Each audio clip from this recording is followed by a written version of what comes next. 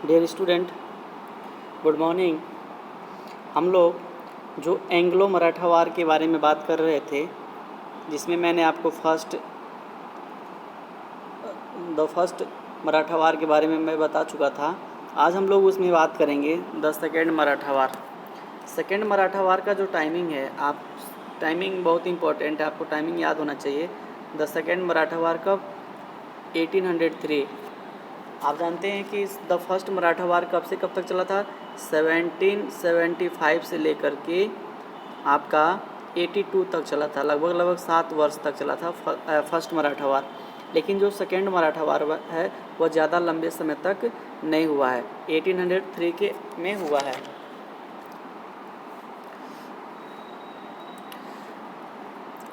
चलिए, through out his life Nana Phadnavis struggle hard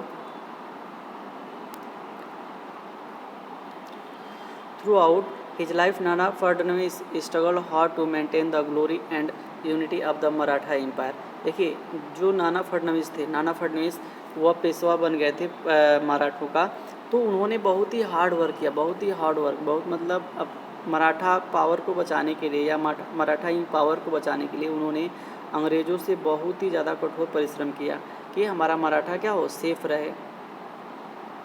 However, his death in the year 1803 opened the way for the British company. लेकिन जब नाना फडणवीस ने 1803 ईस्वी में उनकी डेथ हो गई, उसके बाद मराठों का जो पावर था ना, वह बहुत ही ज़्यादा डिक्रीज हो गया, बहुत ही ज़्यादा कम हो गया और इसी की इंतज़ार में थे सब अंग्रेज़।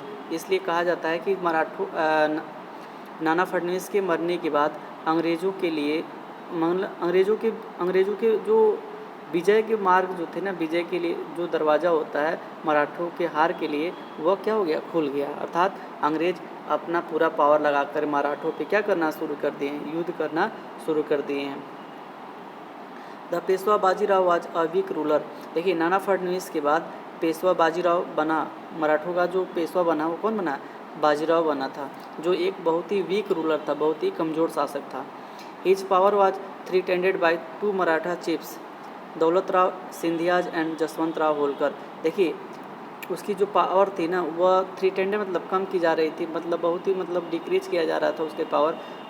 ये भी दो, इनको कहा जाए कि गद्दार सब जो थे मराठों में, अगर एक बात कहा जाए गद्दार, जैसे अपने जब तक धोखा नहीं देते हैं, जब तक कोई दूसरा नहीं देता है, तो ठीक मराठों में ये 2 लोग थे, दौलतराव सिंधिया और दूसरा था जसवंत राव होलकर। ये दोनों इससे बहुत ही नाराज़ थे, किससे? पेशवा बाजीराव से, और ये चाहते थे कि इसको हटा करके अंग्रेज़ों का शासन यहाँ पे एस्टैब्लिश किया जाए।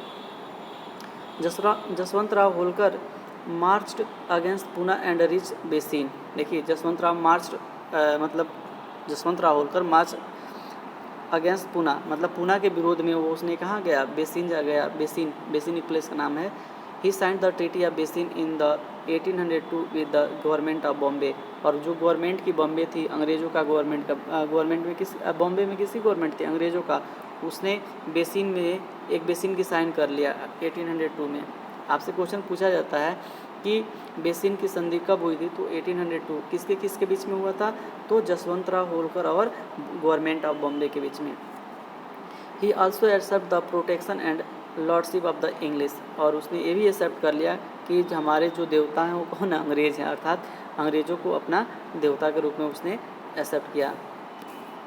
देखिए, अपने यहीं पे धोखा दे रहे हैं सब। There were some Maratha chieftains who oppose the treaty of Bassein. लेकिन उसी में कुछ मराठी लोग ऐसे भी थे जिसने ट्रीटी ऑफ बेसिन की क्या किए? विरोध किए। ट्रीटी किसके बीच में हुआ था? बेसिन का। अंग्रेज़ों के बीच में और जसवंत राव होलकर के बीच में। जसवंत राव होलकर जो था एक मराठी ही था, लेकिन दगाबाज था, वो धोखेबाज था, वह अंग्रेज़ों का साथ दे रहा था। The Scindias and the Bhosle realise the danger and decide to unite their forces. और एक सिंधिया और भोसले, ये भी दोनों मराठी थे, उन्होंने महसूस किया कि लग रहा है कि अब खतरा मंडरा रहा है, खतरा उनको महसूस हुआ, इसलिए उन्होंने अपनी फोर्स को क्या कर लिया? यूनाइट कर लिया। मतलब दोनों लोग आपस में मिल गए। कौन कौन? सिंधिया और Bhosle. However Jaswant Rao Holkar refuse to join the allies forces.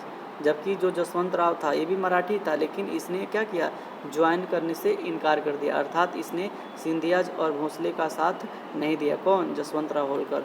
ये तो अंग्रेजों से जा मिला था, इसलिए उसने साथ नहीं दिया। The English defeated the combined forces of Scindia and the Bhonsle at Assaye in the year 1803। देखिए, जब जो इंग्लिश थे ना, डिफीटेड मतलब पराजित कर दिया, the combined forces the Scindia and the Bhonsle, और इस तरह से सिंधिया और भोंसले जो थे ना, दोनों क्या हो गया, पराजित हो गए। किसके द्वारा? अंग्रेजों के द्वारा। कब? 1803 में। सिंधिया और भोंसले जो थे वो मराठों का लीडरशिप कर रहे थे, लेकिन 1803 में असहाय की जगह पे अंग्रेजों के द्वारा क्या हो गए, पराजित हो गए। दे वर अगेन डिफीटेड एट अरगांव, और आगे चल कर के एक और युद्ध हुआ अरगांव का, वहाँ भी मराठे क्या हो गए, हार गए। In the war thousands of Maratha soldiers where killed, और इस युद्ध में हजारों मराठी सोल्जर्स क्या हो गए, डेथ कर गए या मारे गए।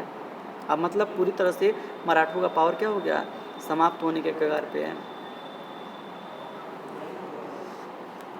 Finding no other way left they sued और पीस, अब उनके पास जो होलकर थे, सिंधिया थे और भोंसले थे, उनके पास अब कोई मतलब कोई चारा नहीं था, उनके पास कोई आइडिया नहीं था, इसलिए उन्होंने क्या किया, उन्होंने एक पीस के लिए शुरू किया, मतलब एक पीस के, एक शांति के लिए अंग्रेजों के समक्ष अपनी बात रखी। In the year 1803 the Bhonsle signed with the English the treaty of Deogaon. देखिए, जो भोंसले थे, भोंसले महोदय जो थे, उन्होंने 1803 में अंग्रेजों के साथ एक संधि कर ली, और उस संधि को क्या किस नाम से जानते हैं? Treaty of Devgaon, treaty of Devgaon के नाम से उस संधि को जानते हैं, जो अंग्रेजों और भोंसले के बीच में हुआ था। He surrendered before the English the whole of the Cuttack and the Balasore, और जो उनका क्षेत्र था, कटक और बेलासोर जो उनका क्षेत्र था, उन्होंने उसको अंग्रेजों को क्या कर दिया, सौंप दिए। The treaty of Shri Arjun गांव वाज साइंड विद सिंधिया, और सिंधिया ने अपना एक साइन कर लिया अंग्रेजों के साथ, जिसको बोलते हैं अर्जुन गांव के नाम से एक साइन कर लिया Scindia. He surrendered the Doab including Delhi and Agra and his territories in Rajputana, अब और उसने अपना जो दोआब का क्षेत्र था, जिसमें दिल्ली और आगरा था, उस सारे क्षेत्रों को अंग्रेजों को क्या कर दिया, सौंप दिया। सिंधिया भी दे दिया, भोंसले भी दे दिया, सारा चीज़, अब सारा क्षेत्र जो था वह अंग्रेजों के अधीन चला गया। इन the year 1804 the English entered into a fresh treaty with the Scindias, और 1804 में एक फ्रेश ट्रीटी के रूप में सिंधिया के साथ अंग्रेज पेश हुए। As a matter of fact it was not a peace treaty, ये पीस ट्रीटी नहीं था जो 1804 में हुआ था सिंधिया के साथ, अंग्रेजों के साथ, तो पीस ट्रीटी नहीं था।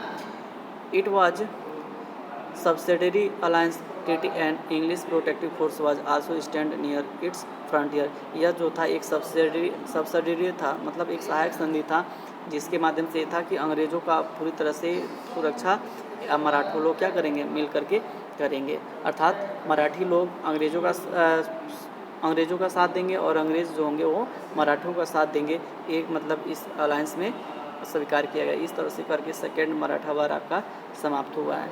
आगे हम लोग पढ़ेंगे थर्ड मराठा वार और द फोर्थ मराठा वार, 2 वार और बचा हुआ है, इसको हम लोग आगे पढ़ेंगे।